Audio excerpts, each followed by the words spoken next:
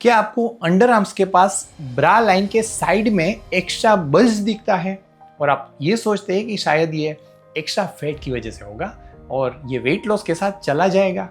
दोस्तों, her under arms bulge सिर्फ fat की वजह से नहीं होता है, कई बार वहां पे एक्सिलरी ब्रेस्ट भी हो सकता है। Hi, I am doctor Siddharth Sakhiya, cosmetic plastic surgeon at celebre aesthetics, और आज हम बात करेंगे एक्सिलरी ब्रेस्ट के बारे में। एक्सिलरी ब्रेस्ट क्या होता है, ये कैसे डेवलप होता है, इसके सिम्टम्स क्या होते हैं और उसे कैसे ट्रीट किया जा सकता है। दोस्तों, एक्सिलरी ब्रेस्ट का मतलब होता है एक्सिला में ब्रेस्ट टिश्यूज का डेवलप होना। यूजुअली ये प्रॉब्लम है वो वीमेंस में देखा जाता है, लेकिन कुछ रेयर केसेस में ये मेंस में भी हो सकता है।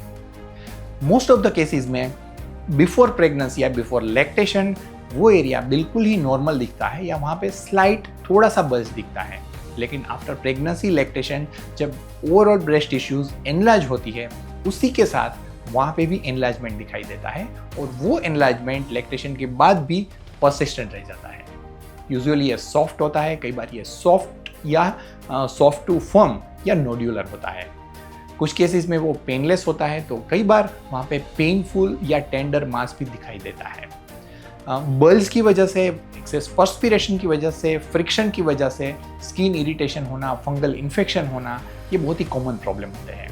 और उसी के साथ सबसे बड़ी बात, एस्थेटिकली वो बहुत ही खराब दिखता है। पर्टिकुलरली जब आप उस तरह के स्लीवलेस ड्रेसेस पहनते हैं तो उस टाइम पे ये आपको बहुत ही अनकंफर्टेबल बना देता है।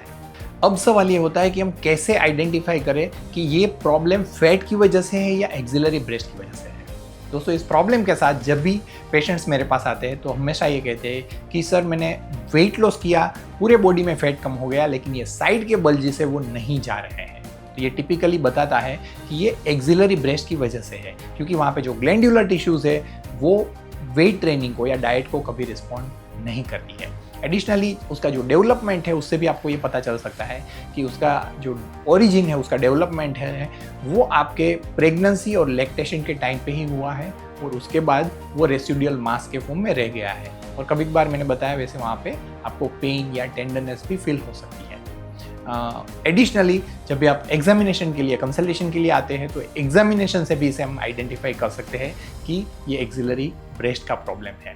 इसमें जो एग्जामिनेशन के दौरान उसका फैट पार्ट और ग्लैंड पार्ट कितना है, उसकी ओवरऑल साइज कैसी है, वो एक साइड पे है या दोनों साइड पे है, और वहाँ पे स्किन कंडीशन क्या है, यानी कि स्किन लैक्सिटी कितनी है, ये सारी चीज़ें ड्यूरिंग एग्जामिनेशन असेसमेंट किया जाता है। अब हम बात करते हैं हम इसे कैसे ट्रीट कर सकते हैं। दोस्तों, अगर वहाँ पे स्मॉल फैटी एनलार्जमेंट है तो उसे आप डाइट और एक्सरसाइज से रिड्यूस कर सकते हैं, लेकिन अगर वहाँ पे mild to moderate glandular enlargement है, स्किन कंडीशन, इलास्टिसिटी अच्छी है, ऐसे केसेस में हम उसे लिपोसक्शन के जरिए की होल इंसिजन से रिड्यूस कर सकते हैं। लेकिन ट्रिकी पार्ट तब आता है कि जब वहाँ पे मॉडरेट या एक्सेस एनलार्जमेंट है और साथ में skin looseness already pre existing होती है।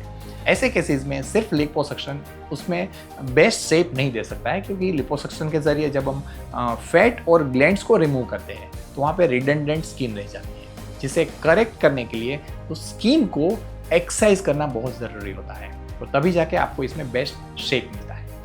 यही केसेस होते हैं जो बहुत ही ट्रिकी होते हैं, और ऐसे केसेस में वहाँ पे अच्छा शेप अचीव करना, रिडंडेंट स्किन को रिमूव करना, स्कार को इस जगह पे ऐसे लोकेट करना कि वो ना दिखे और उसे लीस्ट विजिबल रखना, ये बहुत ही ट्रिकी पार्ट होता है, जहाँ पे एक्सपीरियंस कॉस्मेटिक प्लास्टिक सर्जन आपको बेस्ट रिजल्ट दे सकते हैं। तो दोस्तों, आज हमने बात की एक बहुत ही कॉमन लेकिन commonly misunderstood axillary breast problem के बारे में। अगर वीडियो पसंद आया है तो अपने फ्रेंड्स के साथ भी इसे ज़रूर शेयर कीजिए। मुझे बताइए कमेंट बॉक्स में कि क्या आपको ये प्रॉब्लम के बारे में और उसके सॉल्यूशंस के बारे में पता था या नहीं। Thank you so much for watching this video. Stay tuned till next video.